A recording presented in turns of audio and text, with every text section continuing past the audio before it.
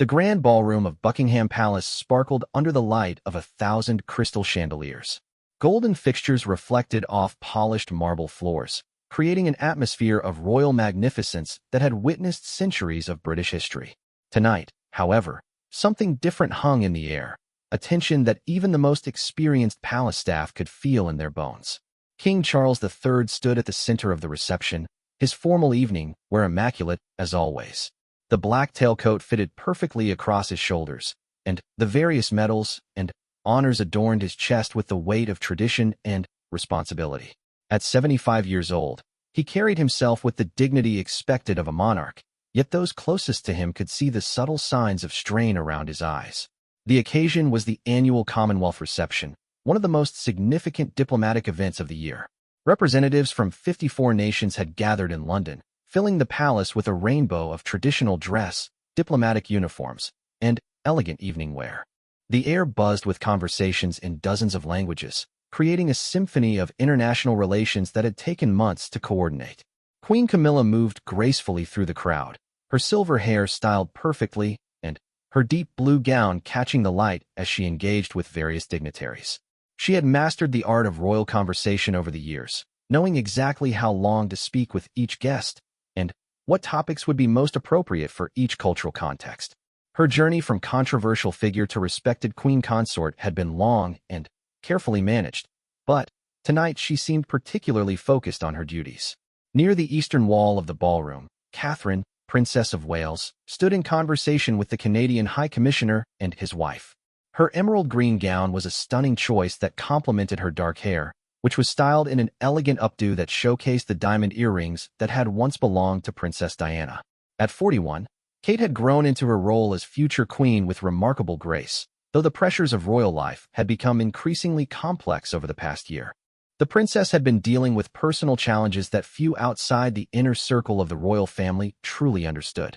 Earlier in the year, she had undergone significant medical treatment that had kept her away from public duties for several months. The official statements had been carefully worded, speaking of planned procedures and recovery time, but the reality had been far more serious than the public had been led to believe. During those difficult months, something had shifted in the dynamics within the royal family. King Charles, who had always maintained a professional relationship with his daughter-in-law, had found himself drawn into a more supportive role. The conversations had begun as simple check-ins about her health and her children's well-being, but they had evolved into something deeper, discussions about duty, sacrifice, and the true cost of royal service. Prince William, Kate's husband and heir to the throne, had been struggling with his own demons during this period. The pressure of knowing he would one day be king, combined with watching his wife's health challenges and managing their 3 young children, had created a strain in their marriage that both were working hard to address. William's relationship with his father had always been complicated, marked by the shadow of Diana's death and years of resentment about Charles's relationship with Camilla. The palace corridors had been filled with whispered conversations and careful diplomatic language as staff members navigated the complex web of family relationships. Private secretaries exchanged meaningful glances during meetings, and household staff had learned to read the subtle signs of tension that could shift the atmosphere of any given day. As the evening progressed, Charles found his attention repeatedly drawn to Kate. She was handling her public duties with the same professional excellence that had made her such an asset to the royal family, but he could see the subtle signs that others might miss. The way she occasionally paused between conversations, the slight tightening around her eyes when she thought no one was looking, and the careful way she positioned herself to maintain energy throughout the demanding evening. The king's own experiences with health challenges had given him a new perspective on the pressures faced by working royals. His recent cancer diagnosis and treatment had been handled with the same careful public management, but privately it had forced him to confront his own mortality and the legacy he wanted to leave behind. These experiences had created an unexpected bond with Kate, who had shown remarkable strength during her own medical challenges. Camilla, meanwhile, was fully engaged in her role as queen consort, unaware of the subtle currents flowing between her husband and daughter-in-law. She had worked tirelessly to build her position within the royal family and had finally achieved the acceptance she had long sought. The public had gradually warmed to her, particularly after seeing her support during Charles's own health crisis, and She had found her footing in the complex world of royal duty. The evening's guest list included some of the most influential figures in international politics and diplomacy. The Prime Minister of Canada was engaged in deep conversation with the King about trade relationships and climate change initiatives. The Australian Governor-General was discussing sporting exchanges with several European representatives. The Nigerian High Commissioner was sharing insights about educational partnerships with university chancellors who had been invited to represent academic cooperation across the Commonwealth. As Charles moved through the crowd, fulfilling his duties as host and head of the Commonwealth, he found himself increasingly drawn to the corner where Kate was stationed. Their eyes met several times across the room, and each time there was a moment of understanding that went beyond the typical family acknowledgement expected at such events. The music from the small orchestra added elegance to the atmosphere, playing a careful selection of classical pieces that would be familiar to guests from all Commonwealth nations. The servers moved silently through the crowd with silver trays of champagne and carefully selected canapes that represented culinary traditions from across the former British Empire. Kate excused herself from her conversation with the Canadian delegation and moved toward the center of the room, where Charles was speaking with a group of Caribbean representatives. As she approached, the king concluded his discussion about hurricane relief efforts and sustainable development, his attention clearly shifting to her presence. "Your Majesty," Kate said with a slight curtsy, following the formal protocol that was always maintained in public settings, regardless of their private family relationships. "Catherine," Charles replied, his voice carrying a warmth that had developed over their recent months of more personal interaction. "I trust you're finding the evening manageable?" The question seemed simple enough to casual observers, but Kate understood the deeper meaning. Charles was asking about her energy levels, her health, and her ability to handle the demanding schedule that royal events required. It was the kind of caring inquiry that had become more common between them, though usually shared in private moments rather than public settings. "I'm doing very well, thank you," she replied, though her eyes conveyed a more complex message. The Commonwealth representatives have been particularly engaging this evening. As they spoke, other members of the royal family continued their duties throughout the ballroom. Princess Anne was engaged in her typical no-nonsense conversation style with military representatives from several nations. Prince Edward and Sophie were working together to ensure that newer Commonwealth members felt welcomed and included in the evening's discussions. The palace staff had perfected the choreography of such events over decades of experience. Private secretaries moved discreetly through the crowd, ensuring that conversations flowed smoothly and that no important diplomatic opportunities were missed. Security personnel maintained their invisible presence, while household staff anticipated every need before it could be expressed. Charles found himself studying Kate's face as she spoke about her recent engagements with children's charities across the Commonwealth. Her passion for early childhood development had grown into one of her most significant contributions to royal work, and her research-based approach had earned respect from academics and practitioners worldwide. But tonight, he was more focused on the person behind the princess than the work she was describing. "I've been thinking about our conversation last week," Charles said quietly, referring to a private discussion they had shared about the pressures of royal life and the importance of finding personal strength within institutional duty. Kate's expression shifted slightly, acknowledging the reference while maintaining the professional demeanor required in such a public setting. "It provided very helpful perspective," she replied. "Sometimes the broader view helps clarify the immediate challenges." Their conversation was interrupted by the arrival of Camilla, who approached with the Jamaican High Commissioner and his wife in tow. "Charles, I wanted you to meet Commissioner Williams and Mrs. Williams," she said, smoothly inserting herself into the conversation. "They've been sharing fascinating insights about the cultural exchange programs between Jamaica and the UK. The king turned to greet the new arrivals, but not before sharing one more significant look with Kate. In that moment, something passed between them that had nothing to do with royal protocol or family duty. It was a recognition of shared experience, mutual understanding, and perhaps something more complicated that neither was quite ready to acknowledge. As Kate stepped back to allow the new conversation to develop, she felt the weight of the evening settling around her. The combination of her ongoing recovery, the complex family dynamics, and the constant pressure of public representation was exhausting in ways that were difficult to explain to anyone who hadn't experienced royal life from the inside. The ballroom continued to buzz with diplomatic conversation and royal protocol, but beneath the surface, currents of personal relationship and emotional complexity were beginning to shift in ways that would soon become impossible to ignore. The evening was still young, and the most significant moments were yet to come. The evening continued with the practiced rhythm of royal hospitality, but those with trained eyes could sense undercurrents that went far beyond typical diplomatic pleasantries. As the reception moved through its scheduled phases, the personal dynamics within the royal family began to emerge more clearly, creating subtle tensions that would soon become impossible to ignore. Kate found herself positioned near the French windows that overlooked the palace gardens, where she was engaged in conversation with the New Zealand Prime Minister and several education ministers from Pacific Commonwealth nations. The discussions centered on early childhood development programs, a subject close to her heart, but she found her attention occasionally drifting to the other side of the room, where Charles was holding court with a group of African heads of government. The king's recent experiences had changed him in ways that were becoming increasingly apparent to those who knew him well.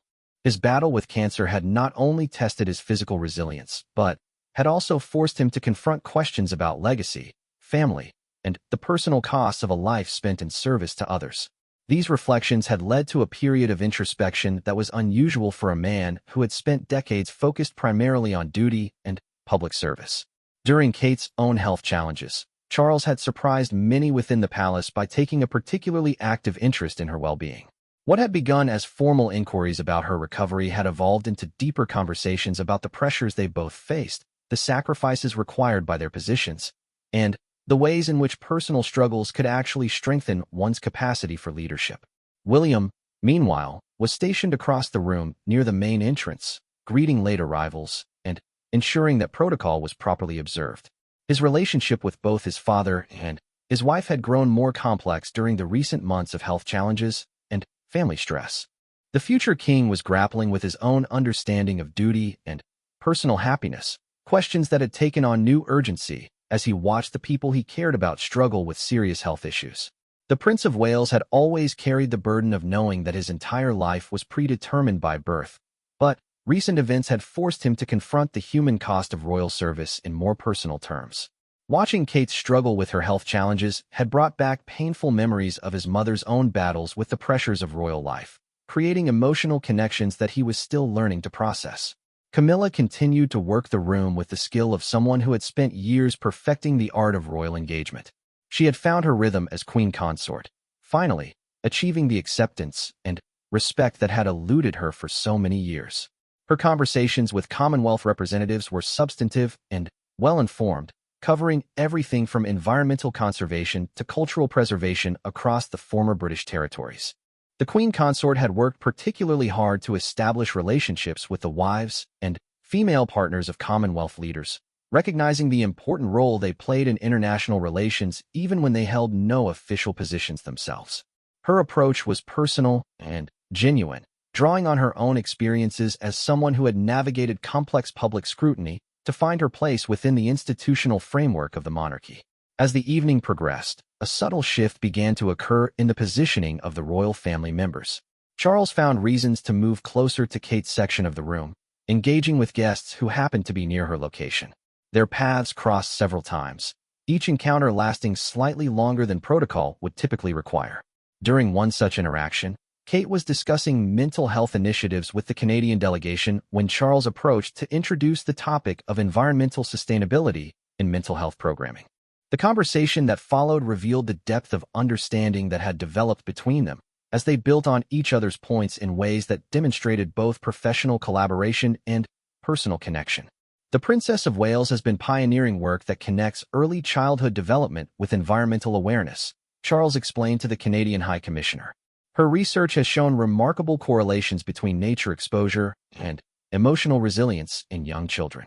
Kate smiled at the recognition, but, more significantly, she felt understood in a way that had become increasingly rare in her royal life. His Majesty has been instrumental in providing the institutional support that allows such programs to flourish, she replied. The backing of the Crown Estate properties has made community gardens accessible to families who might not otherwise have such opportunities. Their exchange was professional and appropriate, but observers with experience in reading royal dynamics could sense something beyond typical family cooperation.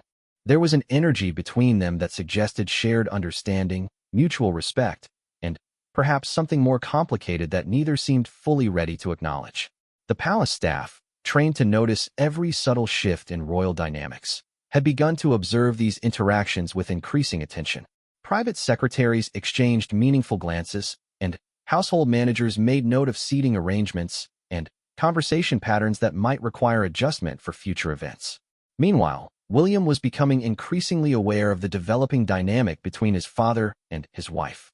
The heir to the throne had always been protective of Kate, particularly during her recent health challenges, but he was beginning to notice interactions that went beyond the supportive relationship he had expected to develop between them. The Prince of Wales found himself in the uncomfortable position of trying to balance his gratitude for his father's support during difficult times with a growing unease about the nature of that support. William's own relationship with Charles had improved significantly since his ascension to the throne, but old tensions remained, complicated now by new dynamics that no one seemed quite sure how to navigate. As the formal dining portion of the evening approached, guests began to move toward the state dining room, where places had been set for over 150 people. The seating arrangement for such events was always a complex exercise in diplomatic protocol, family hierarchy, and strategic conversation opportunities. Kate found herself seated between the Australian Prime Minister and the Secretary-General of the Commonwealth, a placement that reflected both her status within the royal family and her particular expertise in areas that would be relevant to her dinner companions. Charles was positioned at the head of the main table, with Camilla to his right and the Canadian Prime Minister to his left. However, the carefully planned seating arrangement created an unexpected dynamic. From his position at the head of the table, Charles had a direct line of sight to Kate, allowing for eye contact and subtle communication throughout the meal. What began as occasional glances evolved into a pattern of shared looks that communicated understanding, amusement, and something more complex that seemed to surprise them both. The dinner conversation flowed through topics ranging from climate change initiatives to cultural exchange programs. But beneath the diplomatic discussion, personal currents were becoming increasingly difficult to ignore. Charles found himself drawn into Kate's contributions to the conversation, building on her points and seeking her opinion on matters that might typically be addressed to more senior family members. When the Australian Prime Minister raised questions about sustainable tourism in the Pacific region, Charles looked directly to Kate for her thoughts, despite the fact that Camilla was more formally positioned to respond as Queen Consort. The Princess of Wales has been developing innovative approaches to community-based tourism that might be relevant here, he said, creating an opening for her to share her recent work with Indigenous communities. Kate responded with a detailed explanation of programs that combined environmental conservation with cultural preservation, speaking with the passion and expertise that had made her such an effective advocate for these causes. But, as she spoke, she was acutely aware of Charles's focused attention, feeling both energized by his interest and slightly unsettled by the intensity of his focus. Camilla participated in the conversation with her usual grace and knowledge, but she was beginning to notice the patterns of interaction between her husband and daughter-in-law. The Queen Consort had developed strong instincts about royal dynamics during her years of navigating complex family relationships, and something about the evening was beginning to concern her. The formal toasts that concluded the dinner provided another opportunity for subtle communication between Charles and Kate. As the king raised his glass to honor Commonwealth cooperation and shared values, his eyes found Kate's across the room, holding her gaze for a moment longer than protocol would typically suggest. After dinner, guests moved back to the ballroom for continued conversation and the traditional dancing that concluded such formal events. The orchestra had prepared a selection of music that would accommodate the diverse cultural backgrounds of the evening's guests, beginning with classical European pieces and progressing through jazz standards and contemporary arrangements of traditional Commonwealth songs. Charles opened the dancing with Camilla, as protocol required, but his attention seemed divided. The Queen Consort was an accomplished dancer, and they moved together with the practiced coordination of a couple who had attended countless such events together. However, observers noted that the king's gaze frequently wandered to other parts of the ballroom, specifically to where Kate was standing with a group of younger Commonwealth representatives. When the second dance began, Charles surprised many by approaching Kate directly. "Catherine," he said with a slight bow, "would you honor me with a dance?" The request was not unusual in itself. It was common for royal family members to dance with each other at formal events. However, the timing, the directness of his approach, and the way he bypassed several other potential partners, including senior female Commonwealth representatives, made the invitation feel significant. Kate accepted with the grace expected of her position. But, as Charles led her onto the dance floor, she felt the weight of hundreds of eyes watching their every move. The orchestra was playing a waltz that required close partnership and coordination, bringing them into closer physical proximity than they had shared during their conversations throughout the evening. As they danced, Charles spoke quietly, his words meant only for Kate's ears. "I want you to know how much I admire the strength you've shown this year," he said. "What you faced would have broken many people, but you've emerged with even greater grace and purpose." Kate felt a flush of emotion at his words, recognizing the genuine care and understanding behind them. "Your support has meant more than you know," she replied. "There were times when I wasn't sure I could handle everything that was being asked of me." "You never have to face those challenges alone," Charles said, his voice carrying an intensity that surprised them both. "I hope you understand that." As they moved together in the formal patterns of the dance, something shifted between them. What had begun as a gesture of family support and understanding was becoming something more complex and potentially dangerous. The ballroom, filled with diplomatic observers and royal watchers, seemed to fade away as they became focused entirely on each other. From across the room, both William and Camilla watched the dance with growing unease, each recognizing that what they were witnessing went far beyond typical family interaction. The evening that had begun as a celebration of Commonwealth cooperation was evolving into something that would have far-reaching consequences for the royal family and the institution of the monarchy itself.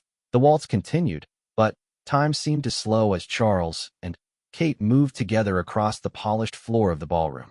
The hundreds of guests faded into background blur, their conversations becoming distant murmur as something profound and unexpected unfolded between the king and the Princess of Wales.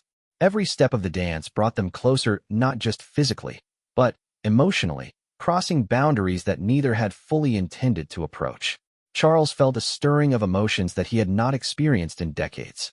His marriage to Camilla had been built on years of deep friendship and shared understanding, but what he was feeling now was different, more intense, more immediate, and far more dangerous.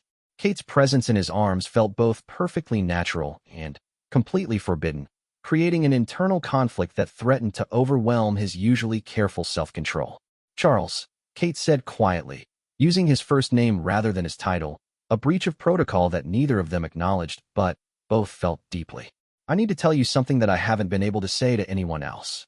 The king's hand tightened slightly on her waist as they turned together, his eyes searching her face for whatever truth she was about to reveal.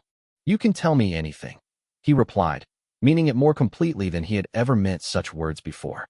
"During the worst of my illness," Kate continued, her voice barely audible above the music, "when I thought I might not recover, when I was afraid of what would happen to my children if I didn't make it through, you were the person I thought about. Not because you're the king, but because somehow, in all of this madness, you've become the person who truly understands what this life costs." Charles felt something break open in his chest at her words. A vulnerability he had spent years protecting suddenly exposed. The careful walls he had built around his emotions, the practiced distance he maintained even from those closest to him, crumbled in the face of her honesty. "Catherine," he said, forgetting entirely where they were, forgetting the hundreds of watching eyes, forgetting everything except the woman in his arms who had just trusted him with her deepest fears. "You have no idea what you mean to me." The words hung between them like a bridge they could either cross or turn away from. For a moment, neither moved, the dance steps forgotten as they stared at each other with an intensity that made the rest of the ballroom disappear entirely.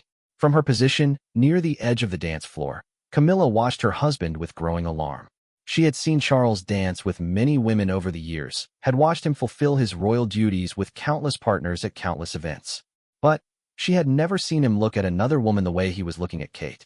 The queen consort felt something cold and sharp settle in her stomach as she recognized that her carefully constructed world was beginning to crack around the edges. William stood frozen near the main entrance, his face carefully composed but his hands clenched at his sides. The Prince of Wales had noticed his father's increased attention to Kate over recent months, but he had attributed it to family concern during her health crisis. What he was witnessing now went far beyond concern or support. His father was falling in love with his wife, and, from Kate's expression, the feelings might not be entirely one-sided.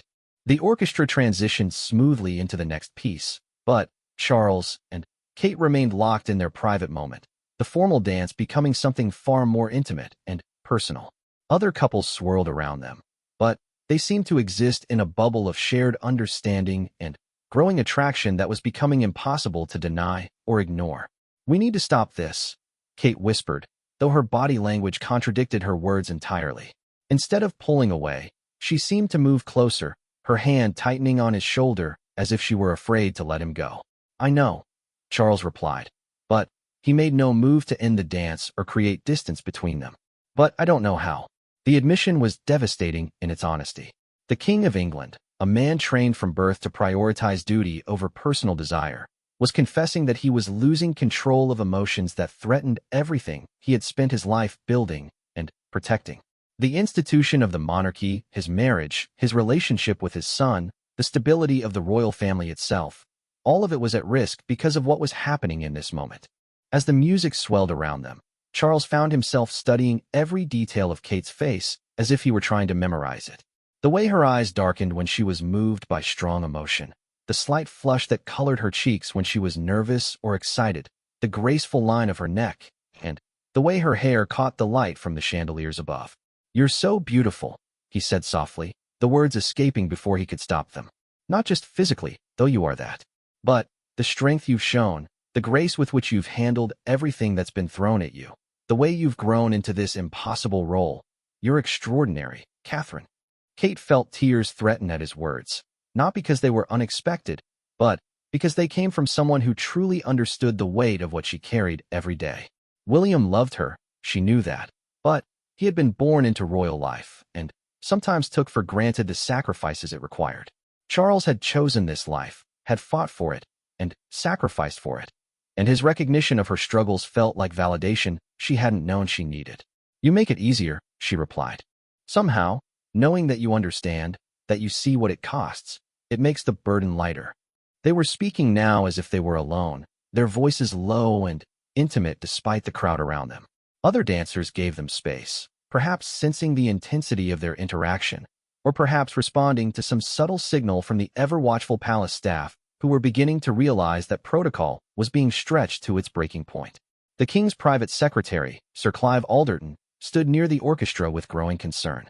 He had served the royal family long enough to recognize when personal dynamics were threatening to overwhelm institutional requirements. The looks passing between the king and the Princess of Wales were becoming impossible to ignore, and he could see that other guests were beginning to notice as well. Several Commonwealth representatives had paused their own conversations to watch the royal dance, their diplomatic training allowing them to read the subtle signs of attraction and emotional intensity that Charles and Kate were displaying.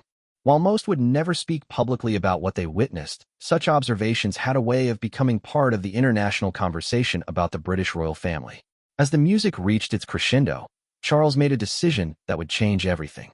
Instead of ending the dance and returning Kate to her previous conversations, he guided her toward the French windows that led to the palace gardens. The move was subtle, barely noticeable to most observers, but it represented a fundamental shift from public duty toward private desire. "Come with me," he said quietly, and Kate found herself following without question or hesitation. They slipped through the doors onto the terrace overlooking the palace gardens, leaving behind the warmth and light of the ballroom for the cool darkness of the London night. The change in environment was dramatic, from the crowded, formal atmosphere of the reception to the intimate privacy of the gardens where they had suddenly found themselves alone. The terrace was lit by strategically placed lanterns that created pools of soft light among the carefully manicured flower beds and ancient trees. The sound of the orchestra drifted through the windows behind them, but it seemed distant now, like music from another world that they had temporarily left behind. Charles turned to face Kate, and, in the dim light, she could see the conflict playing across his features. He was a man torn between everything he had been taught about duty and sacrifice, and emotions that were threatening to overwhelm his carefully maintained self-control. "Catherine," he began, then stopped, struggling to find words for feelings that he had never expected to experience. "I need you to know that I never intended for this to happen. When I began spending more time with you during your recovery, when we started talking about the pressures of royal life and the sacrifices we all make, I thought I was simply being supportive family. But somewhere along the way, you fell in love with me." Kate finished, her voice steady despite the magnitude of what she was acknowledging. Charles nodded, unable to speak for a moment as the full weight of the situation settled around them. "And I believe, I hope, that you have feelings for me as well." Kate looked out over the gardens, considering her response carefully. Everything in her life had led to this moment. Her marriage to William, her role as future queen, her children's futures, the stability of the monarchy itself. All of it hung in the balance as she prepared to answer the question that would determine not just her own fate, but the fate of the institution they both served. "Yes," she said finally, turning back to meet his eyes. "I love you too." The admission hung in the air between them like a bridge they had just crossed together, leaving behind the safety of denial and entering territory that was both thrilling and terrifying. For a moment, neither spoke, both overwhelmed by the implications of what they had just acknowledged. Charles stepped closer, close enough that Kate could see the flecks of gold in his eyes, could smell the subtle cologne he wore, could feel the warmth of his body in the cool night air. "What do we do now?" he asked, his voice rough with emotion. Before Kate could answer, they heard footsteps on the terrace behind them. They turned to see William silhouetted in the doorway, his face a mask of controlled fury that promised a confrontation that would test every bond that held the royal family together. The silence that followed William's arrival on the terrace was suffocating. The three of them stood frozen in a tableau that would have seemed impossible just hours earlier. The king and the Princess of Wales caught in an intimate moment, and the Prince of Wales discovering that his father and wife had crossed every boundary of family loyalty and royal duty. William's jaw was clenched so tightly that Kate could see the muscle jumping beneath his skin. His hands hung at his sides, but she could see them trembling slightly with the effort of maintaining control. When he finally spoke, his voice was deadly quiet, more frightening than if he had shouted. "How long?" he asked, his eyes moving between his father and his wife. "How long has this been going on?" Charles straightened, drawing on decades of royal training to maintain his composure even in this impossible situation. "William," he began, but his son cut him off with a sharp gesture. "Don't," William said. "Don't try to explain or justify this. Just tell me how long you've been having an affair with my wife." "It's not an affair," Kate said quietly, finding her voice despite the magnitude of the moment. "Nothing physical has happened between us. This is the first time we've even admitted our feelings." William's laugh was bitter and cold. "Oh, well, that makes it so much better. My father is only emotionally involved with my wife, planning to steal her away from me and my children. That's perfectly acceptable behavior for the King of England." The accusation hit Charles like a physical blow, forcing him to confront the full reality of what his feelings for Kate meant for his family and his crown. "I would never intentionally hurt you or your children," he said. But even as he spoke the words, he knew how hollow they sounded given the circumstances. "But you would hurt Camilla?" William shot back. "You would destroy your marriage and humiliate the woman who stood by you for decades, who fought for acceptance in this family, who has been a loving stepmother to Harry and me despite all the obstacles." The mention of Camilla sent a wave of guilt through Charles that was almost overwhelming. His wife had indeed sacrificed enormously to be with him, had endured years of public criticism and family tension to build the relationship they shared. The thought of betraying that trust, of throwing away everything they had built together, should have been enough to stop him from pursuing Kate. But as he looked at the Princess of Wales, standing in the moonlight with tears threatening in her eyes, he realized that his feelings had moved beyond rational control. For the first time in his 75 years, he was experiencing a love that felt bigger than duty, stronger than obligation, more important than institutional stability. "I know how this must look," Kate said, addressing her words to William, but speaking loudly enough for Charles to hear every syllable. "I know it seems like we've betrayed everyone who matters to us. But you have to understand, during the months when I was sick, when I thought I might die, your father was the only person who truly understood what I was going through." "I was there too," William said, his voice cracking slightly. "I held your hand through every treatment, every bad day, every moment of fear and uncertainty. I was your husband, Kate. I was supposed to be the one who understood." Kate felt her heart breaking at the pain in his voice, recognizing that her words had wounded him in ways that might never fully heal. "You were wonderful," she said softly. "You were everything a husband should be. But you were born into this life, William. You've never known what it feels like to be an outsider trying to fit into an institution that seems impossible to navigate. Your father chose this life, fought for it, sacrificed for it. And he helped me understand that the struggles I was facing weren't failures. They were just the price of the privilege.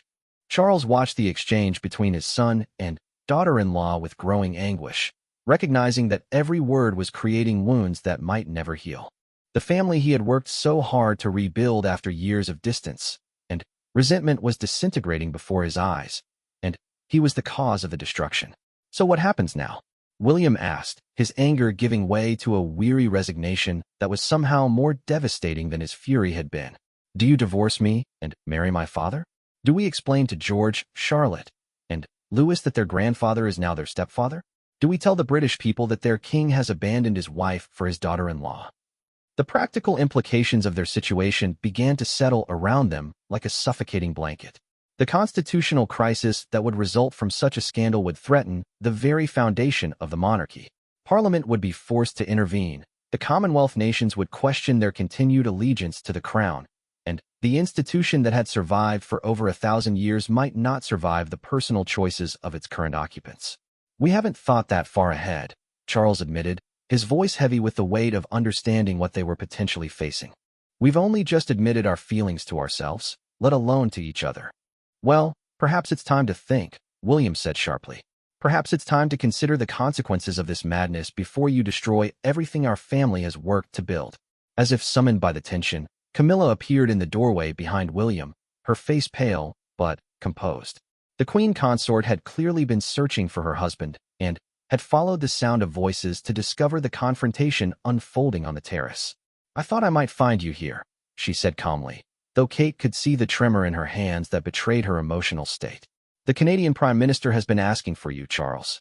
Something about the trade agreement negotiations. It was a masterful performance, giving Charles an excuse to leave the terrible scene while maintaining the dignity expected of her position.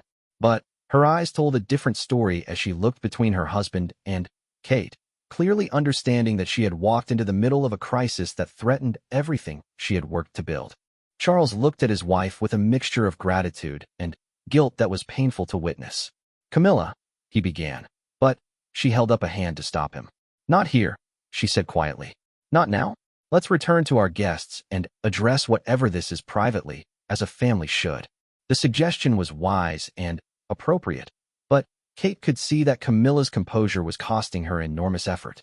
The queen consort had built her entire adult life around her relationship with Charles, had endured decades of public criticism and family tension to be with him, and now she was discovering that all of her sacrifices might have been for nothing. William stepped aside to allow his stepmother to approach Charles, and Kate watched as the king's face reflected the full complexity of his situation. The woman who had been his companion through everything, who had supported him through his mother's death, his divorce from Diana, his ascension to the throne, and his recent health crisis, was standing before him with quiet dignity while his heart was breaking for someone else. You're right, Charles said finally, his voice rough with emotion. We should return to our guests. But, as he moved to follow Camilla back toward the ballroom, he paused beside Kate, close enough that only she could hear his whispered words. This isn't over. It can't be over. Kate felt a shiver run through her at his words, recognizing that despite the confrontation with William and the arrival of Camilla, despite the impossible complications and potential consequences, Charles was not prepared to walk away from what they had discovered together. As the four of them returned to the ballroom, the party was reaching its crescendo. The orchestra was playing lively dance music, and guests were engaged in animated conversations about trade agreements, cultural exchanges, and diplomatic initiatives. The Commonwealth reception was proceeding exactly as planned, a perfect example of royal hospitality and international cooperation. But beneath the surface, everything had changed. The careful balance that had held the royal family together was beginning to crumble, and the consequences of the evening's revelations would ripple outward in ways that none of them could fully predict or control. Charles resumed his duties as host, moving through the crowd with practiced ease and engaging with Commonwealth representatives as if nothing had happened. But Kate could see the tension in his shoulders, the way his smile never quite reached his eyes, and the careful distance he maintained from her as they both worked to fulfill their public obligations. Camilla threw herself into her role as queen consort with renewed determination, perhaps recognizing that her position depended on her ability to maintain dignity and effectiveness even in the face of personal crisis. She spoke with passion about conservation initiatives, cultural preservation programs, and educational exchanges, but Kate noticed that she avoided looking in her husband's direction. William worked to fulfill his own duties, greeting late arrivals, and ensuring that younger Commonwealth representatives felt welcome and valued. But his movements were stiff and controlled, and Kate could see that he was struggling to maintain his composure as he processed what he had witnessed on the terrace. As the evening wound toward its conclusion, with guests beginning to make their formal departures and thank their hosts for the hospitality, Kate realized that nothing would ever be the same again. The carefully constructed relationships that had sustained the royal family through years of challenge and change had been fundamentally altered, and there was no clear path forward that would protect everyone she cared about. The impossible choice between love and duty, between personal happiness and institutional stability, between following her heart and protecting her children, was no longer theoretical. It was real, immediate, and demanded decisions that would affect not just her own life, but the future of the monarchy itself. The final hour of the Commonwealth reception passed in a surreal atmosphere of forced normalcy. Charles and Kate maintained their professional duties, but every interaction was charged with unspoken emotion. When they found themselves speaking to the same group of guests, the air between them crackled with tension that seemed obvious to everyone present, yet no one dared acknowledge what they were witnessing. As the last Commonwealth representatives made their farewells, exchanging diplomatic pleasantries and promises of continued cooperation, the royal family gathered near the main entrance of the ballroom. To outside observers, they appeared to be the picture of unified monarchy, the king and queen consort, the prince and princess of Wales, all smiling graciously as they bid goodnight to their distinguished guests. But Kate could feel the weight of unresolved conflict pressing down on all of them. William stood slightly apart from her, his body language clearly communicating distance and hurt. Camilla maintained her composure with remarkable strength, but her usual warmth toward Kate was noticeably absent. And Charles kept stealing glances at her when he thought no one was looking, his eyes reflecting a mixture of longing and anguish that made her heart race and break simultaneously. When the final guest departed and the massive doors of the ballroom closed behind them, the four members of the royal family were left alone in the grand space that had witnessed so many significant moments in British history. The servants had begun the process of clearing the reception, but they worked with the practiced invisibility that years of palace service had taught them, leaving the family to face the consequences of the evening in relative privacy. The silence stretched between them like a chasm that seemed impossible to bridge. Years of training in royal protocol had not prepared any of them for this situation. The king in love with his daughter-in-law, a marriage threatened, the succession thrown into uncertainty, and the stability of the entire monarchy hanging in the balance. Finally, Camilla broke the silence with the dignity that had sustained her through decades of public scrutiny and family conflict. "I think," she said calmly, "that we need to discuss what happened tonight. But not here, and not now when emotions are running so high. Perhaps we could meet tomorrow morning, privately, and determine how to move forward as a family." It was a masterful suggestion that allowed everyone to retreat from the immediate crisis while acknowledging that serious conversations needed to happen. Charles looked at his wife with a mixture of gratitude and shame, recognizing once again the grace and wisdom that had drawn him to her in the first place, and feeling the full weight of how he was betraying those very qualities. "Camilla is right," William said, his voice carefully controlled. "We all need time to process what's happened before we make any decisions that can't be undone." Kate nodded her agreement, though she felt as if she were suffocating under the weight of everything that remained unsaid. The formal politeness that had descended over them felt wrong, inadequate to address the magnitude of the emotions and implications they were all struggling with. As they began to move toward the private family quarters, Charles fell into step beside Kate. "Are you all right?" he asked quietly, his concern genuine despite the impossibility of their situation. The question nearly undid her composure entirely. How could she be all right? She had just confessed her love for her father-in-law, potentially destroyed her marriage, threatened the future of her children, and sent shockwaves through the institution she had devoted her life to serving. Nothing about any of this was all right. "I will be," she replied, because it was the only answer she could give that wouldn't completely collapse the fragile stability they were all working to maintain. They parted ways at the junction that led to their respective apartments, William and Kate heading toward their family quarters while Charles and Camilla took the corridor that led to the sovereign's private residence. For a moment, Kate looked back and caught Charles watching her, his face reflecting the same mixture of longing and regret that was tearing her apart from the inside.